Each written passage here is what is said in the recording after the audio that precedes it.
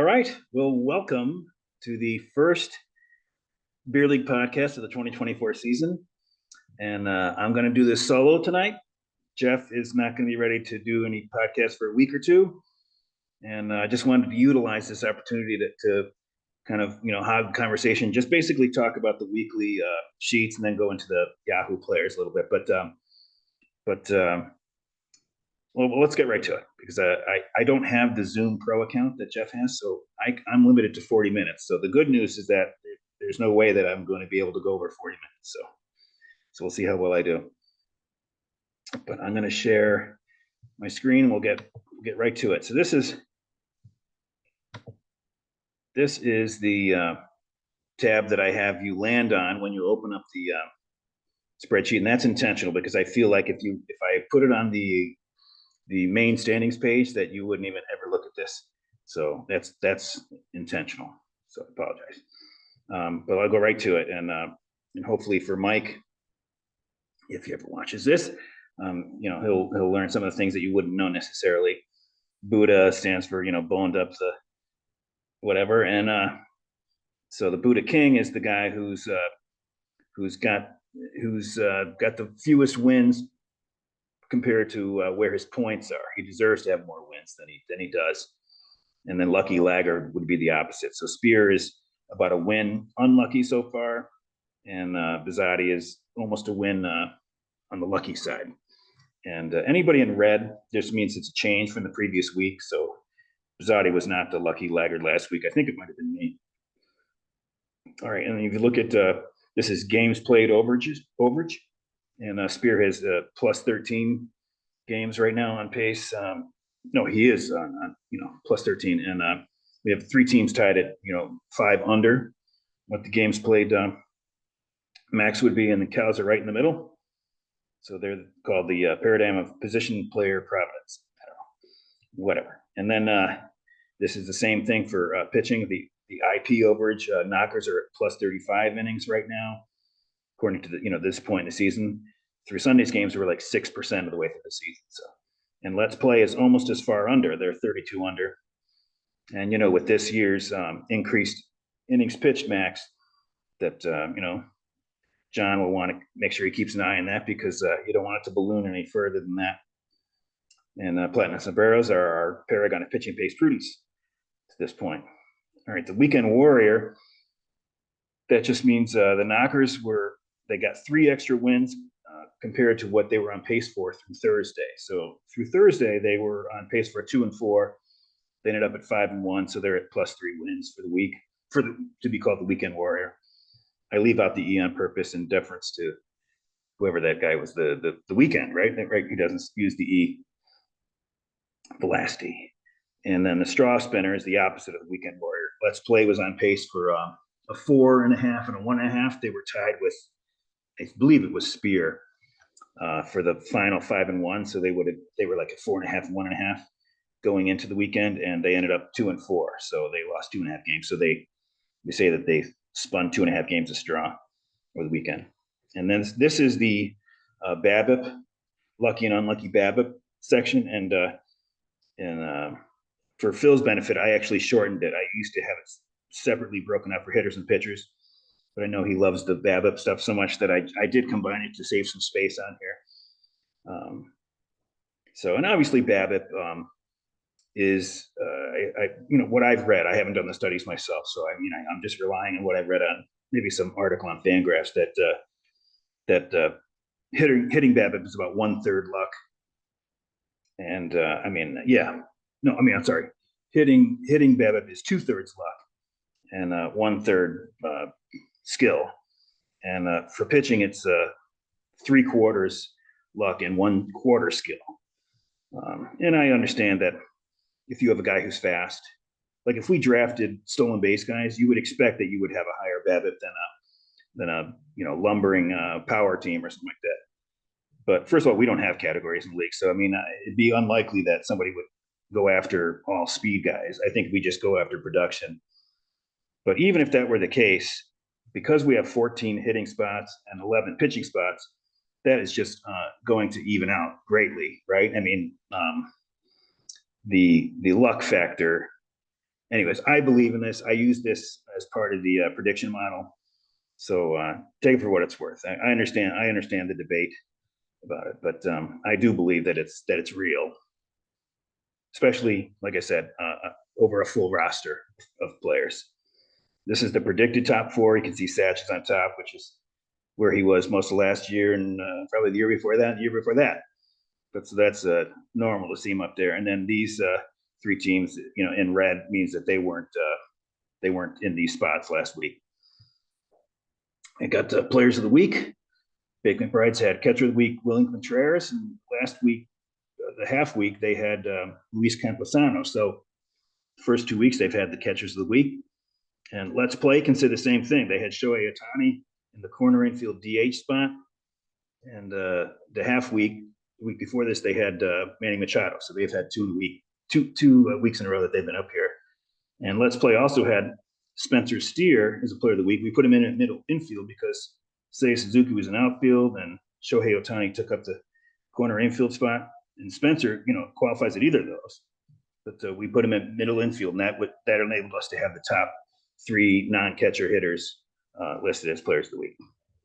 And then Ronel Blanco for the Dads. I know that he didn't have him for the no-hitter, but he had another good start after that. I think Dads picked him up during the no-hitter. So, but it doesn't matter. That's his player, so he gets the glory. He lays claim to Ronel Blanco being his player. And Tanner Houck, who was a player of the week for Satch, and Satch did go 6-0, so that came in handy, I'm sure. And Let's Play also had Ryan Helsley as a player of the week at relief pitcher. So you can see Let's Play had 3 players of the week. We only have 7, so that's pretty good, right? The average team would have about a half a guy, right? He had 3, and he only had 2 wins. So I did note that in the email that he had more players of the week than wins, which is pretty damn unusual. All right, so I'm going to go to the Raw tab. This is where I copy and paste the stuff from Yahoo. So this is just raw stats here that are available on Yahoo. The only change I make is that the innings pitched are expressed in tenths of an inning, 0.1, 0.2, so I convert those to thirds, to match up with our point system. And then underneath these raw stats are the rankings. So you want to see who has the most homers in the league. It is Capital Knockers has the most homers, I guess in keeping with their name, and Sombreros has the least so far. So small numbers in the ranks part are obviously good, and big numbers are bad. And then we go over to the pitching side if you want to see who has the most wins. Well, Satch has the most wins, and then there's 3 teams tied for the fewest wins. And then I do. This is like a measure of bullpen. I mean, obviously your bullpen guys have innings pitched also and earned runs and things like that. But this just looks at their saves and hold points. 4 times saves plus 3 times holds. So you can see Satch is the number 1 team and saves hold points, and Let's Play is trailing. So that's all that is. So that's the raw stuff. And then instead of going to the main page, I'll go to rates and ranks, since it's kind of similar to what I do with the raw. So rates and ranks, you can see what your team's on base percentage is, batting average, your OPS, things like that. Weighted on base, which is not XWOB, but it's just a regular WOB, but we don't have the StatCast stats in here or anything like that. K minus BB percentage, stolen base percentage. But anyways, so some of these are approximated, like on base percentage is approximated with league averages from 2023, which I list under here. That's because some of OBP is like, I think, catcher's interference, things like that. We're not going to track, in Yahoo. We have a maximum of 15 hitting stats and 15 pitching stats that we can actually compile. Even if you don't get points for them, it's fine. But so anyway, so some of these are approximate, but they're pretty damn close. Can be pretty damn close. And then on the pitching side, you got your ERA and FIP. Now, again, FIP is based on last year's numbers. FIP should equal ERA. You can see for us right now, FIP is a little bit under, 0.04 runs under what ERA is. I suppose I could normalize this to what the current ERA is. Maybe I'll do that. It'll be a pretty simple fix, so that I don't have to apologize for it. And then this is the BABIP WHIP, your K minus BP percentage. Here's something new for us: quality start percentage. So in Major League Baseball, 35% of the starts last year were quality starts. We're at 36% so far this year, and you would expect some of our stats should be better than the league average. This is every player that's out there, and hopefully we're taking more of the better players, right? So we should have a higher quality start percentage and OPS, things like that, and then save percentage. And then underneath this is just your ranks. So again, the low numbers are good, high numbers are bad. So let's take a look at a team that's not pitching so well. It looks like Daddy's is not pitching so well so far. And who's pitching well? Maybe Bake McBride's has well, I'm counting BABIP. That's not really shouldn't be part of how well you're pitching, but WHIP, their FIP and ERA is good. Number one in ERA, that's really the most important thing, right? Is Satch. So, but anyways, in your FIP, let's see. Well, that's me. I don't want to talk about me, but anyways, save percentage, quality percentage. So you can see that these are your ranks, right? So let's look at a hitting team that's doing well. Looks like the Cows are hitting well. Let's Play is hitting well, and then Platinum Sombreros are not hitting well. It's just at a glance you can see how you're doing, this kind of thing. Okay, so finally we get to the main part of this. Is the part that I do copy and paste this section, the year and the week to the body of the email. So even if you're not able to open the spreadsheet, you'll be able to see this. But I did hear from Mike tonight that he is able to open that .ods file, which I think might be a file that could be opened up in any sort of spreadsheet program. I think. I don't know. I guess I could have researched it, but I didn't. But that's good. He said he's able to open that. So because even for the off-season sheets, I want everybody to be able to see the stuff that's on there. I mean, and if I had known, I would never, like, for instance, when you preview a file without opening it, you are starting with the first tab. So the first tab in the off-season sheets is the alphabetical list. I mean, it's like kind of like the least important tab on there. I will do the next year. That'll be the last tab. It won't be the first tab. And we'll decide, I'll decide what's the most important ones to put up front. But hopefully that'll be a thing of the past anyway, because hopefully everybody will be able to open and access the full sheets. But that's our main standings. This is what everybody wants to look at anyway. And Satch is at 9-0. Wait till next year's. Still waiting for their first win. Hopefully they'll get it this week. And everybody else, just in between here. It's not too interesting yet, right? It's so early. Here's the Buddha standings. So this number in the gold box is how many points above the average amount of points, which is 671 right now. Yeah, looks like that's done right.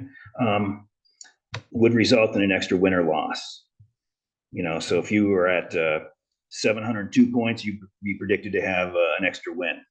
If you were at 640, you'd be predicted to have one fewer win than average. So we can look at Spear. He's at 5-4, and he should be 6-3.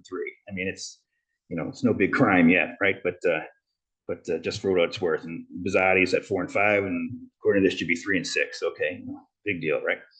But so that's what the Buddha is. It's just seeing if you're lucky. And of course, there is non-luck involved in Buddha also. I mean, I've mentioned that before, that if you have a healthy lead on the 6-0 and you've got a pitcher going on Sunday night, maybe you're not going to put him in because you don't need those innings that week.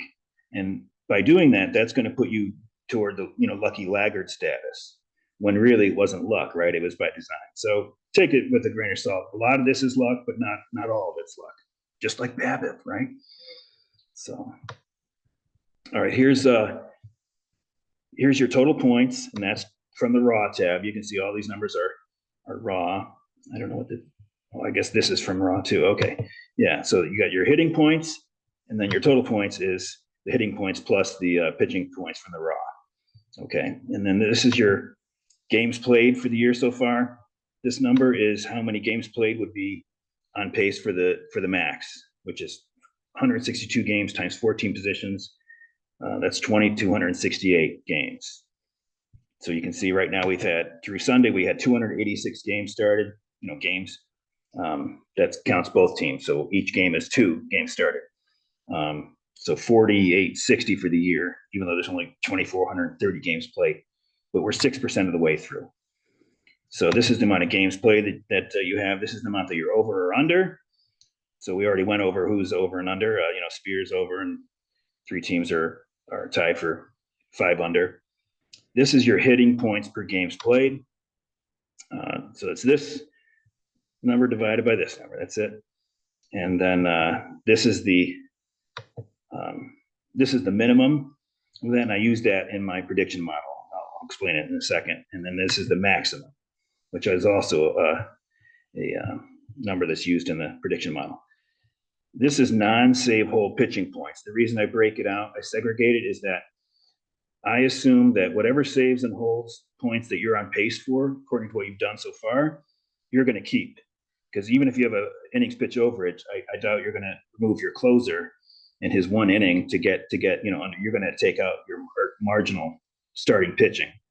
So I leave these alone. I don't adjust these for innings pitch overs or anything like that, because I assume that you're going to keep those. So this is your innings pitch right now. 109 is what we're on pace for, to go up to 1850 and a third. That's our max. So you can see the teams that are over. Knockers is 35 over. Let's place 32 under. And this is your non-save hold pitching points per innings pitched. So this is the pitching points taking this stuff out. And so you can see the maximum is Satch at 2.4. And that doesn't include saves and holds. That's just non-save hold pitching points. And then trailing is wait till next year at 1.6. And of course, as the season goes on, these numbers are going to converge, right? I mean, they're not going to stay that far apart. All right, so I'll never go over this again because it's probably not very exciting. But so this is where if you have an overage, I'm not going to, the prediction model is not going to predict that you're going to stay at that level, that games, that the pace that you're on, because you're going to run into the max. So if you're over, it's going to adjust for that. It's going to adjust it down.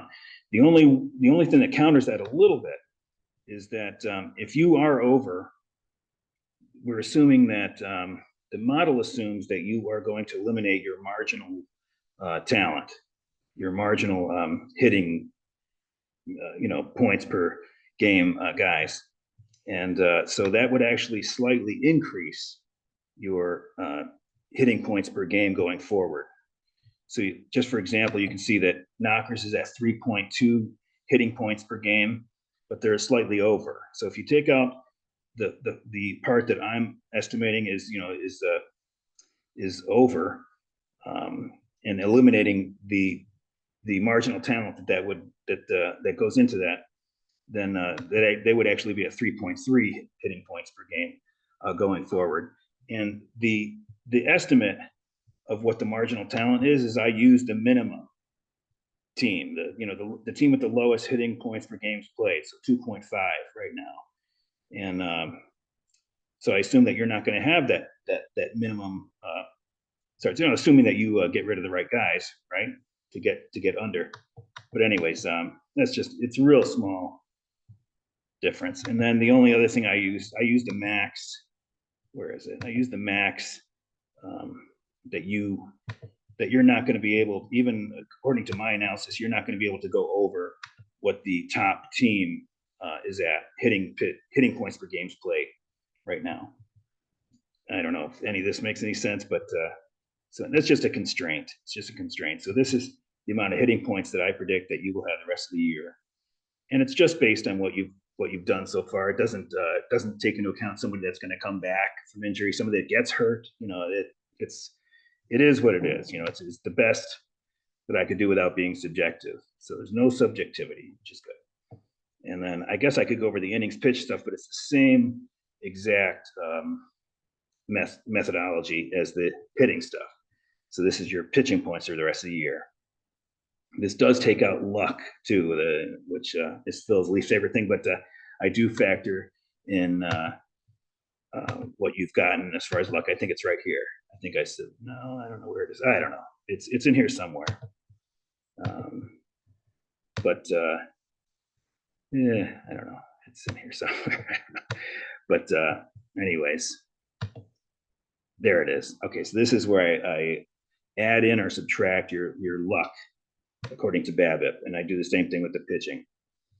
So, anyways, I know I'm not. This is why I was never a teacher, right? Because this stuff is I'm making it. I don't know. I don't think I'm explaining it too well, but anyways, we'll keep trying here.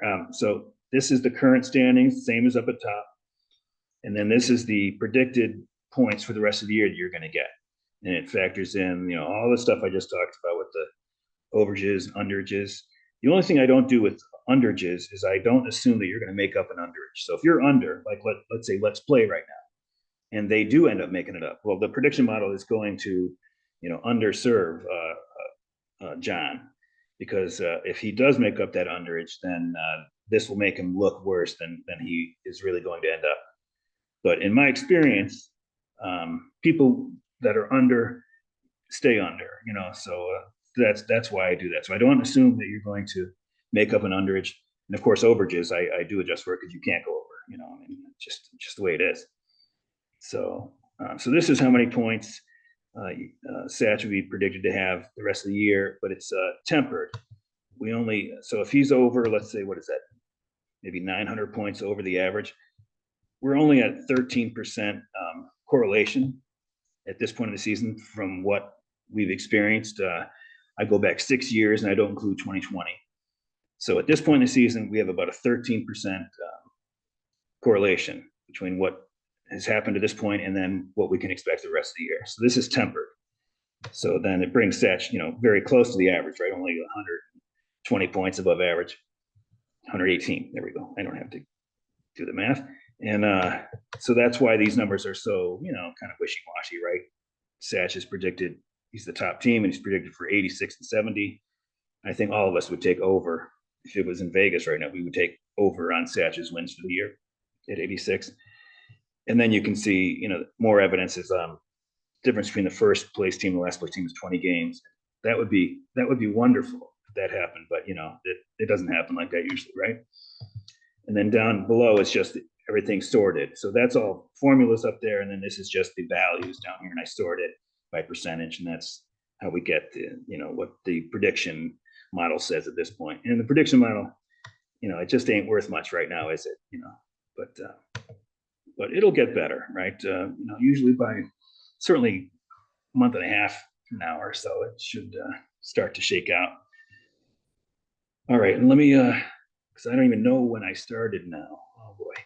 So let me go to, I just want to go over some Yahoo stuff. So, and just go over by position. All right, so we got catchers. You can see that Baked has William Contreras and Luis Campusano.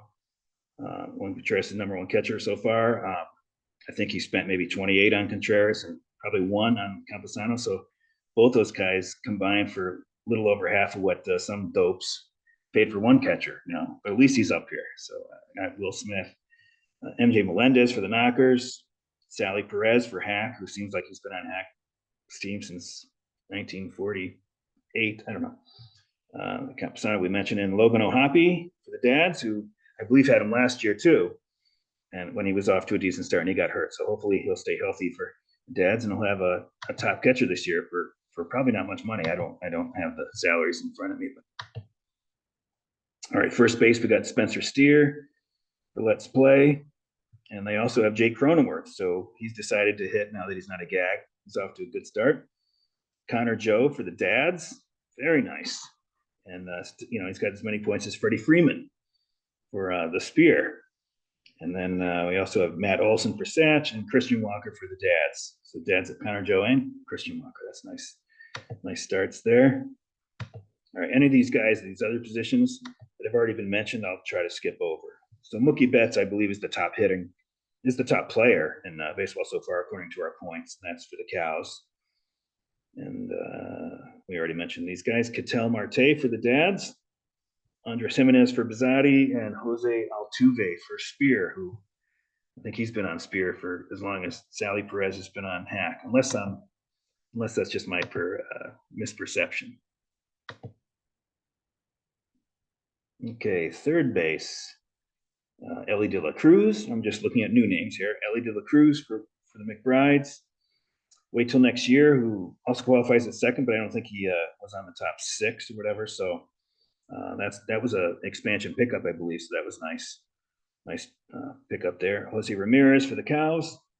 Jake Berger, who the Sox decided they could part with, and Let's Play has him go along with Steers eligibility at third, and Ha-Seong Kim, who also qualifies at second and short for the Cows. Right. Shortstop. We've already seen that name. Anthony Volpe for the Cows. He's got to love his Yankees. And Volpe's doing very well in his sophomore year, so he's off to a good start. There's Ellie again. We got Bobby Witt Jr. for the Dads. Bryce Terang for Bizzotti, who also qualifies at second, but wasn't in the top 6, I guess. I hear Bryce is a good defensive player. I don't see him enough to know, but if he can, those defensive players, that's the only way that it really comes into play in the beer league, is that if you are a good defensive player and you hit well enough, you'll get the playing time, right? As long as you're not a disaster. So Terang, obviously, at this level, is hitting plenty well enough. I don't think he did last year, though, right? So we'll see what he does. Still early. All right, left field. Look for new players. Lourdes Gurriel Jr. for the Sombreros, and Tyler O'Neill for Hack, who's off to a good start with his new team, Red Sox. Marcelo Zuna for the Gags, and then Juan Soto for the Dads. And I tell you, the Yankees, the fans, they already love him. I mean, they're going to have to sign him, and they're just going to have to blow past that Steve Cohen text, because I mean, they already have Judge, obviously, Cole, Stanton still, but they're just going to have to, I think they can afford it, but they're going to have to. What are they can't lose him to Steve Cohen or something like that. So Soto's off to a great start with the Yankees, and it's early, I know, but he even made a play in the outfield, right? An assist at the plate. No, nobody's expecting that. All right, center field, new guys. We got Mike Trout for Satch. So here's Trout, went for 120, I think, years back, right? And I don't know what he went for this year, maybe in the 30s. I can't remember. But definitely, if he stays healthy and he produces, because last year he didn't stay healthy, and also his production per plate appearance was down. So if you can just chalk that up to, well, he wasn't healthy, and he stays healthy this year, and he hits like this, it's going to be a nice bargain for Satch, which is really the last thing the rest of us need, right? But that looks like it could be a good one. Adolis Garcia for the Dads. Brian Reynolds for the Gags, who also qualifies left. Michael Harris for the McBrides. And Jaron Duran for McBrides, Boston's center fielder, right? Center field. And I think McBrides also have Johan Duran, the reliever for Minnesota, just to make things a little confusing. So, anyways, Jaron and Johan Duran, both on the McBrides, I think. And right field, Teoscar for Satch, off to a good start with his new team, the Dodgers. So that's another thing looking good for Satch. Fernando Tatis, only qualifies in right, so that's why we haven't seen him yet. Number 4 right fielder for the Knockers. And there's repeats again, Tyler O'Neill and Juan Soto. All right, so let's go to starting pitcher, because I don't even know how much time I have left, so I'm just going to, hopefully I won't get cut off. That'll be embarrassing. All right, starting pitching, Jose Barrios for Bizzotti, off to a wonderful start. Ronel Blanco for the Dads, who picked him up during his no-hitter, but he also had a good start the second start. So, he's off to a great start. $1 guy. That's why our auction is so funny, right? I mean, obviously things are determined in the auction, but there's so much stuff that happens after. Tyler Anderson was probably a $1 guy. Garrett Crochet for the Spear, converted reliever, starting for the Sox. I'm sure everybody knows. Tanner Houck was a player of the week for Satch this week, and Shane Bieber for the Gags, who is out for the year. So that's the last thing I was thinking about. He had 2 good starts, and So I wasn't going like, well, he must be hurt, but he is. He's out for the year. But we all have our sob stories to tell. So just all part of it. All right, relievers. I don't want to go for these guys that qualify reliever, but are actually starting. So I'm going to sort it by saves. All right, we got 4 guys with 4 saves through Monday's games. Evan Phillips for the Knockers, Clay Holmes for Hack, Manuel Clase for Sombreros, and Robert Suarez for Satch on the Padres. So that's nice. You wouldn't necessarily have Suarez in the top 4. And we'll sort it by holds too. Let's see how many guys are. Okay, good. There's only 4 guys with 4 holds. So we got David Robertson for the Cows, Roldis Chapman for Spear, and then we have 2 free agents, Andrew Kitteridge for St. Louis and Scott Barlow on Cleveland. All right, and then I guess the only thing I wanted to look at too is I don't know if I can do it like that. I probably can't. So let's look at guys who are hurt. We'll look at their preseason ranking. Okay, I think, let's see if I can find anybody here before time runs out. So this will just tell you who's got some important guys that are hurt. All players, yeah. Preseason rank, okay. So, sorry. Oh, I thought there would be more guys listed. What? I don't get this. Sean Murphy, all right, that's a big one. Catcher for Satch. And then Josh Lowe, who's been out since the start of the year for McBride's. Royce Lewis, who, what did he get? 2 at-bats? And he's hurt for McBride's.